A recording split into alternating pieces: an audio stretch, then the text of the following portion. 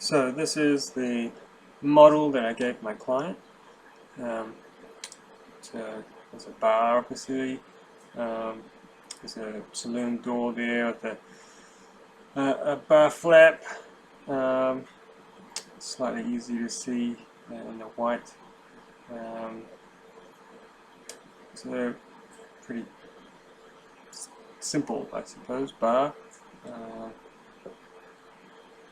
And also along with this job is a couple of these wine racks and a whole lot that we made from pine with a stain.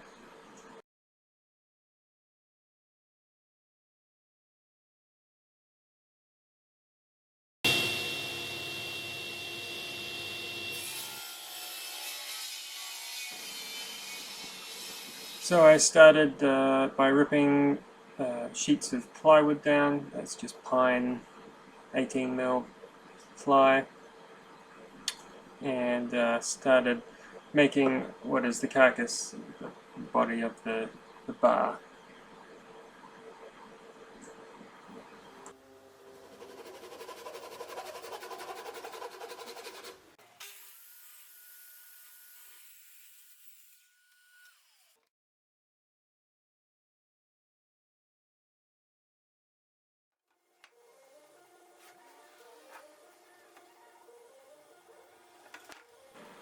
So I started assembling the carcass.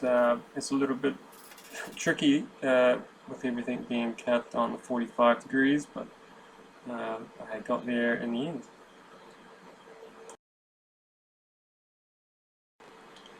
I've had to add these cleats on to the carcass so I can assemble and move about this carcass unit, because the owner is thinking he might shift his house and he will want to take the bar with him. This way he can take the whole lot apart again if he wants to.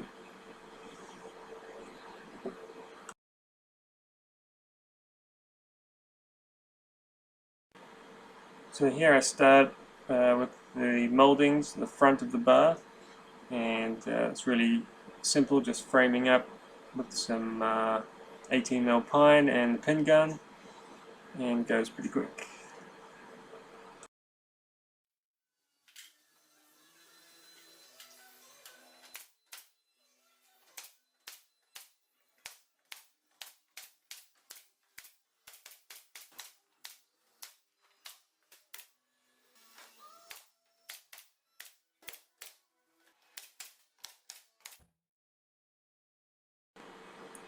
And in go the moldings around the pine framing.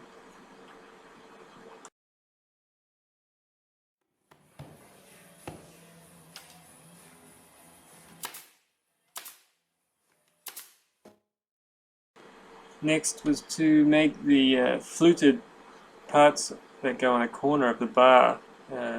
These will hold the corbels. So I just planed and dressed up some pieces of spruce I had lying around.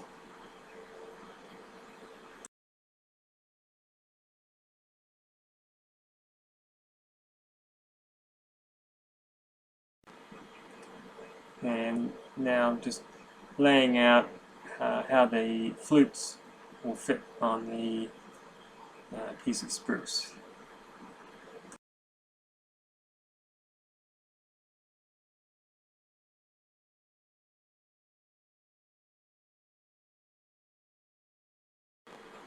So I've made this jig up to cut the flute, and there's a start and a stop. So in theory, all the flute lengths will be exactly the same, start and stop at the same point. All I have to do is wind the fence over on my routing table to line up the flute.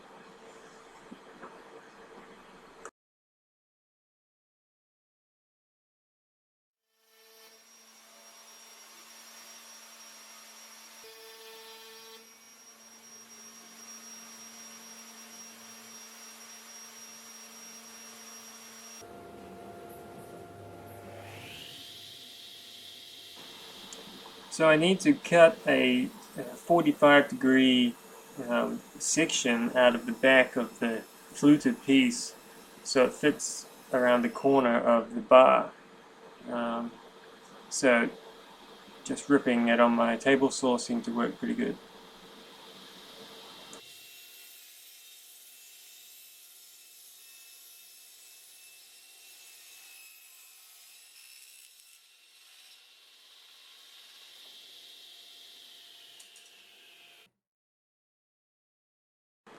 And a bit of glue and some screws to attach the corbels, which I had bought off the shelf from my supplier.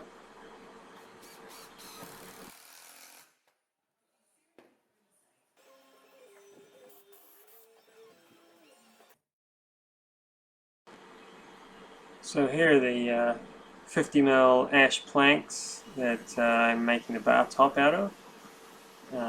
So just dress it down and glue it up. Pretty straightforward stuff.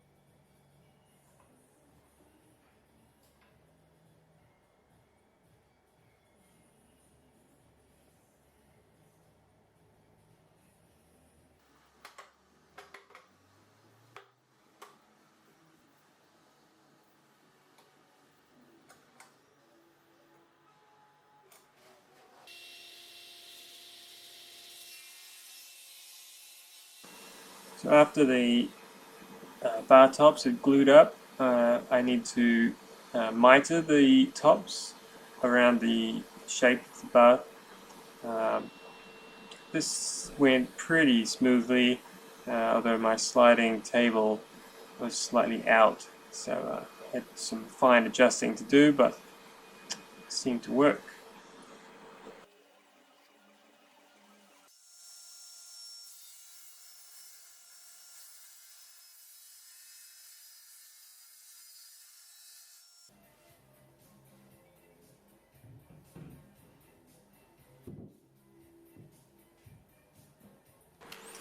I'm just adding a biscuit at the front corners of the protrusion of the bar, just to give a little strength so the bar top is completely tied together, and that'll be glued up when I install the bar into its location.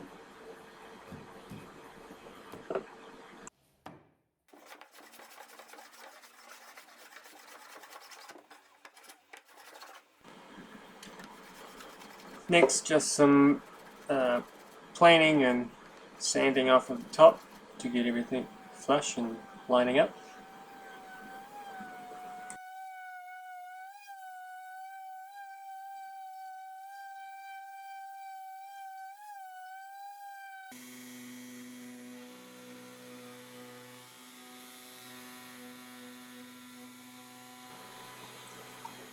Next, I ran a profiled router bead around the bar top, just to give it really the right look.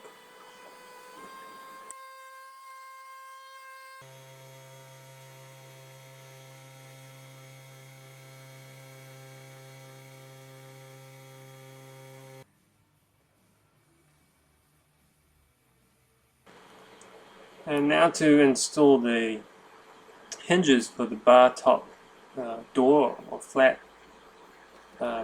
Took a little bit of time working out spacings and how exactly the hinges worked.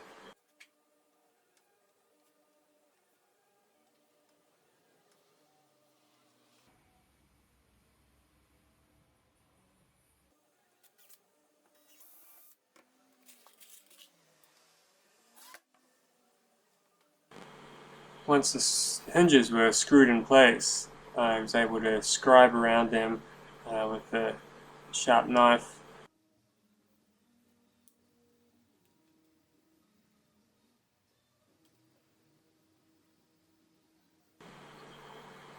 I decided to route out the hinge mortises by hand, which was a little bit tricky, but probably the quickest and easiest solution.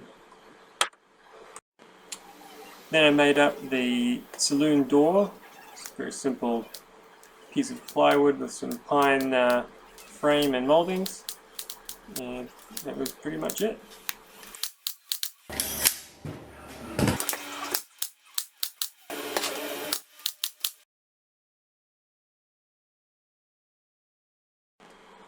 Then I filled all the screw and pin holes, and then sanded it, ready for staining.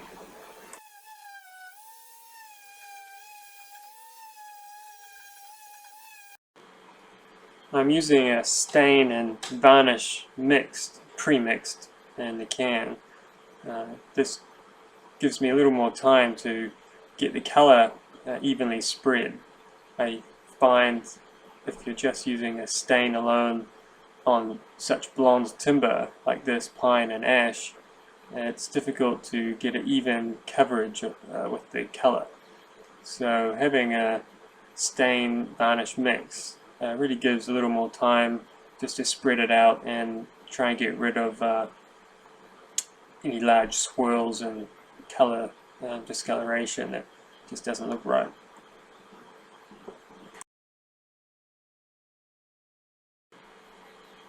Next is working out the brass foot rail.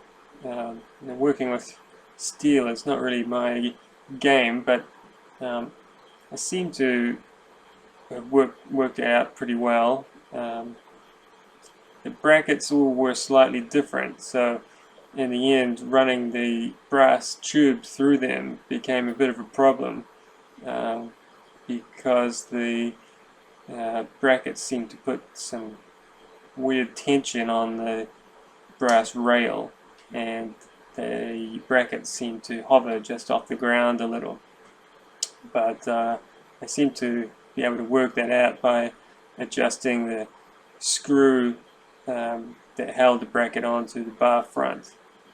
Just releasing some pressure there seemed to allow the whole lot to drop and just sit down on the floor where it should.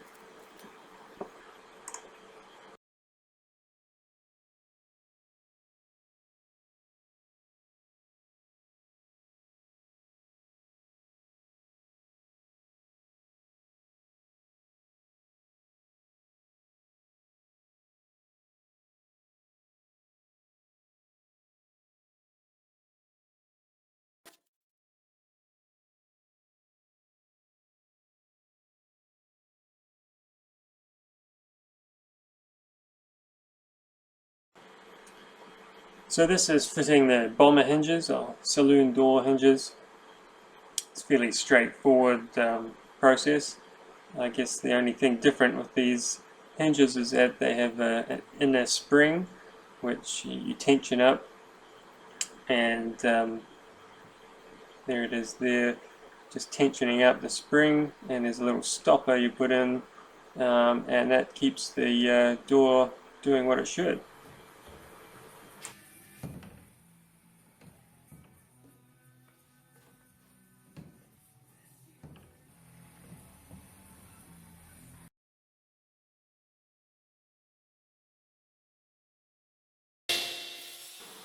So this is making the wall unit that's going to go behind the bar, and it's pretty much made exactly the same as the bar, pine plywood,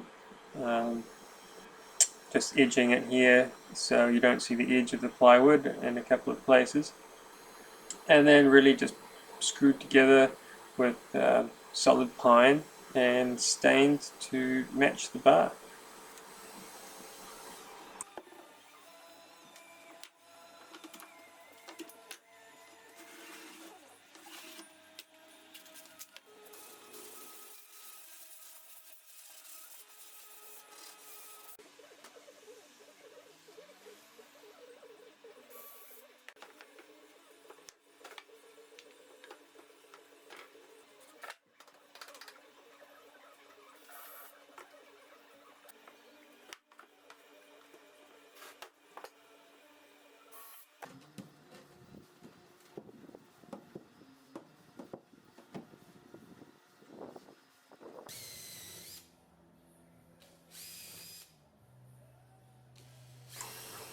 So I'm just making a jig for the adjustable shelf pins. I find this is a pretty quick and easy way to do it, and seems to work pretty well.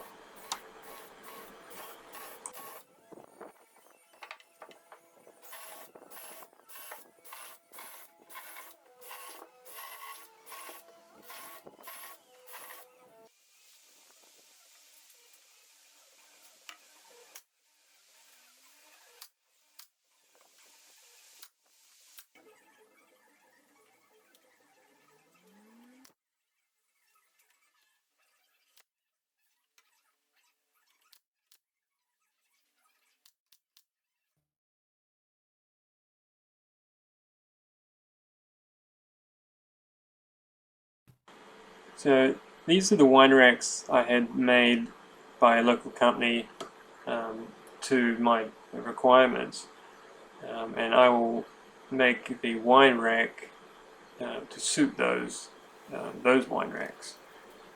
And again, really the same process: pine plywood backing sheet, um, and then solid pine construction, really. And then those wine racks will slide into position.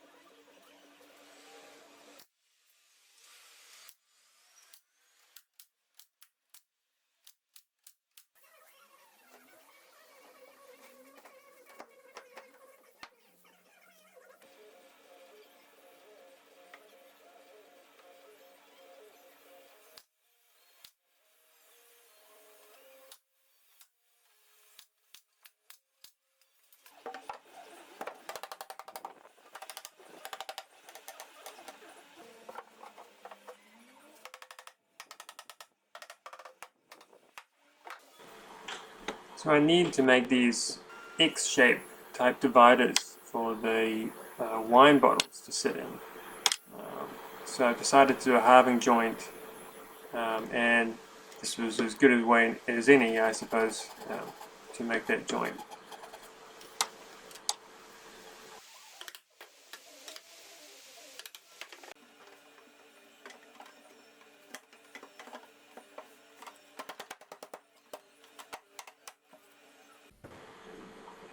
So I have poured the bar top with this liquid epoxy.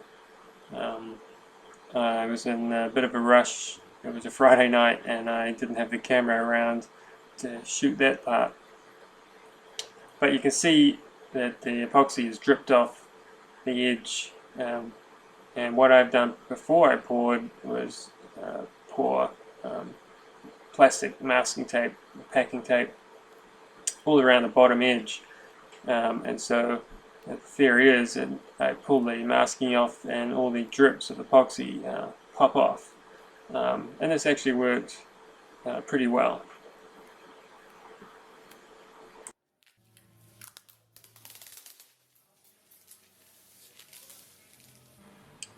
Where I had the end of the bar masked up to protect my joint from the epoxy has just created a small lip as it sat against the masking. So I just have to file that off slightly. Um, then I will sand it down with 1200 grit sandpaper and then some cutting paste just to bring back the gloss level. And finally, here's some stills of the installation process. Everything seemed to go really quite smoothly, which was nice because there was a lot of considerations to make this fit just right. And everything really worked quite nice. The homeowner was really happy with the job, and so was I. So it was a good result.